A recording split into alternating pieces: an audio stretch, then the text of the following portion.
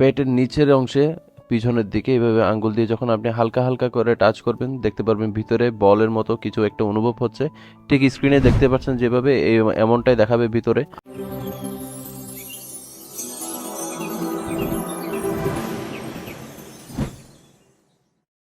Hello guys, আসসালামু আলাইকুম। Welcome back with another new video. কেমন আছেন সবাই? আশা করি অনেক বেশি ভালো আছেন। সো গাইস, আপনারা দেখছেন হাসনাত এন্ড পেটস। আমি আছি হাসনাত আপনাদের সাথে।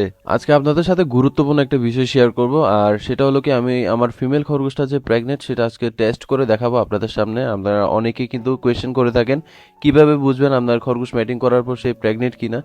তো আগে ঘাসগুলো দিয়ে নিই। আমি কিন্তু কালকে রাতে এদেরকে বাঁধাকপিগুলো দিছি, তো অর্ধেকটা খাইছে, আমি ওগুলা নিয়ে ফেলি বাকিগুলা। যদি আবার অতিরিক্ত সবজিও থাকে আবার পেটের সমস্যা হইতে পারে, যার কারণে অতিরিক্ত সবজি দেওয়া যাবে না। এদের জন্য কিন্তু ঘাসটা কিন্তু প্রোভাইড করা যায়, কারণ ঘাস হচ্ছে প্রধান খাদ্য। তো আমি আজকে আপনাদেরকে দেখাবো কিভাবে টেস্ট করতে হয়। এই যে এইভাবে করে এই পেটের নিচের অংশে পিছনের দিকে এইভাবে আঙ্গুল দিয়ে যখন আপনি হালকা হালকা করে টাচ করবেন দেখতে পারবেন ভিতরে বলের মতো কিছু একটা অনুভব হচ্ছে। ঠিক স্ক্রিনে দেখতে পাচ্ছেন যেভাবে এমনটাই দেখাবে ভিতরে। আপনারা কিন্তু এভাবে টেস্ট করে দেখতে পারেন। এটা কিন্তু আপনার ডেটটা কিন্তু মনে রাখতে হবে যে আপনি কত তারিখ আপনার র্যাবিটকে ম্যাটিং করিয়েছেন, এবং আপনার ম্যাটিংটা কিন্তু সাকসেসফুল হয়েছে কিনা এটা কিন্তু লক্ষ্য রাখতে হবে। তো এটা নিয়ে আমার চ্যানেলে ভিডিও আপলোড করা আছে, আমি আপনাদের দেখার সুবিধার তাই বাটনে দিয়ে দিচ্ছি। আপনারা চাইলে এটা দেখে নিতে পারেন কিভাবে খরগোশকে সাকসেসফুল ম্যাটিং করাতে হয়। তো আমি এখন এখানে বক্সটা দিয়ে দিব, কারণ আমি একে ডিসেম্বরের 25 তারিখ ম্যাটিং করাইছিলাম। তো আজকে একে বক্সটা দিয়ে দিব, যেহেতু 20 দিন অলরেডি ক্রস হয়ে গেছে। তো আমি বক্সটা দিয়ে দেবো এখানে, যাতে করে তার ওখানে যাওয়ার একটা অভ্যাস হয়। আশা করি সে বক্সটা চিনতে পারবে, কারণ গতবারের বাচ্চাগুলো কিন্তু সেই বক্সের মধ্যে তুলছে, বড় করছে।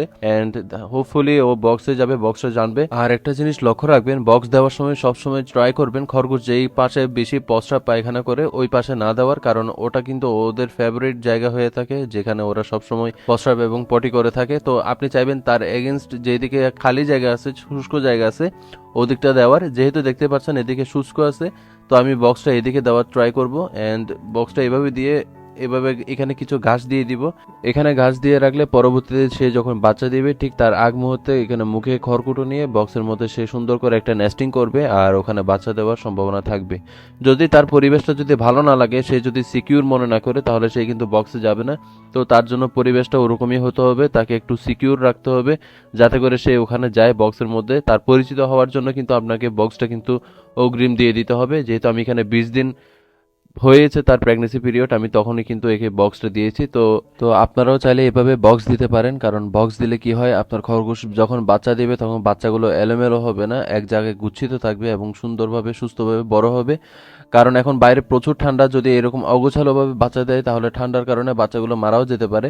তো আপনারা যদি খাঁচায় বড় স্পেস নিয়ে যদি খরগোশ পালন করেন তাহলে অবশ্যই ট্রাই করবেন বক্সের একটা বক্স ম্যানেজ করে দেওয়ার জন্য, যাতে করে সেখানে সুন্দর করে বাচ্চাগুলো দিতে পারে। একটা বক্সের আদর্শ সাইজ কতটুকু হবে এটা নিয়ে কিন্তু আমার চ্যানেলে ভিডিও আপলোড করা আছে, আপনাদের দেখার সুবিধাতে আমি লিঙ্কটা আই বাটনে দিয়ে দিচ্ছি, আপনারা চাইলে ভিডিওটা দেখতে পারেন। তো গাইস, এভাবে যদি বক্স দিয়ে যদি খরগোশ পালন করেন, বাচ্চা দেওয়ার ঠিক আগ মুহূর্তে যদি বক্স দিয়ে দেন, তাহলে কিন্তু আপনাদের কোনো ধরনের প্রবলেমসে পড়তে হবে না, এবং দেখবেন কি সুন্দর করে সুস্থভাবে বাচ্চাগুলো দিয়ে দিয়েছে এবং বাচ্চাগুলো সুরক্ষিত থাকবে। তো এখন দেখতে পাচ্ছেন এর কিন্তু জায়গাটা অনেক পছন্দ, যার কারণে সে এখানে ভিতরে গেল এবং জায়গাটা ভালোভাবে সে অবজার্ভ করছে তার জন্য সুরক্ষিত কিনা। তো গাইস, এরকম যদি পরিবেশের সাথে সে মানিয়ে নিতে পারে তাহলে অবশ্যই এখানে খড়কুটো সেই মুখে করে এনে সুন্দর করে নেস্টিং করবে আই হোপ, এবং এখানে বাচ্চাগুলো দিবে এবং বাচ্চাগুলো সুন্দর এবং সুস্থভাবে বড় হবে। সবচেয়ে বড় বিষয়টা হচ্ছে আপনার এখন যেহেতু শীতকাল চলতেছে, ঠান্ডা বাতাসটা কিন্তু আপনার সরাসরি যাতে বক্সে না লাগে এদিকটাও আপনার লক্ষ্য রাখতে হবে। বাচ্চা দেওয়ার পর যেহেতু বাচ্চাদের গায়ে লোম থাকে না, তাদের ঠান্ডা লাগার চান্সটা বেড়ে যায়। তো আপনার অবশ্যই তাদেরকে উষ্ণতায় রাখতে হবে, যাতে করে তাদের ঠান্ডা না লাগে, তাদের গায়ে যাতে ঠান্ডার বাতাসটা না লাগে, এই দিকটা আপনার থেকে লক্ষ্য রাখতে হবে। তো দেখতে পাচ্ছেন সেই কিন্তু অনেকভাবে ট্রাই করতেছে, এখানে ভালো অনেকবার যাচ্ছে এবং বের হচ্ছে, এবং জায়গাটা সে দেখছে তার জন্য সুরক্ষিত কিনা। তো আমি এখান থেকে কিছু খড়কুটো নিব একে দেওয়ার জন্য এখানে। তো খড়কুটো দিয়ে দিলে কি হয়, বাইরে যেহেতু ঠান্ডা পড়তেছে, খড়ের কারণে একটু উষ্ণতা পাবে।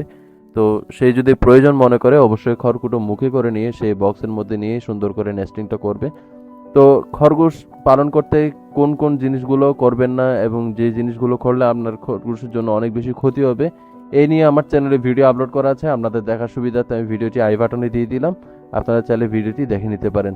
তো গাইজ আজকের ভিডিওটা এতটুকুই। যদি ভালো লেগে থাকে অবশ্যই লাইক করবেন এবং কমেন্ট করে আপনার মতামতটা কিন্তু জানাতে ভুল করবেন না। ভিডিওটি শেষ করার আগে আপনাদের কাছে ছোট্ট একটি রিকোয়েস্ট থাকবে, যারা এই মুহূর্তে আমাকে ফেসবুক থেকে দেখছেন অবশ্যই আমার পেজটিকে ফলো করে সাথে লাইকটি করে দিবেন, এবং যারা ইউটিউব থেকে দেখছেন অবশ্যই আমার চ্যানেলটিকে সাবস্ক্রাইব করে পাশে থাকা বেল আইকনে ক্লিক করে নোটিফিকেশন অল করে দিন, যাতে করে আপকামিং সব নতুন ইন্টারেস্টিং ভিডিও আপনার কাছে পৌঁছায় সবার আগে। দেখা হচ্ছে পরবর্তী নতুন কোনো এক ভিডিওতে। ততক্ষণ পর্যন্ত সবাই ভালো থাকবেন, সুস্থ থাকবেন।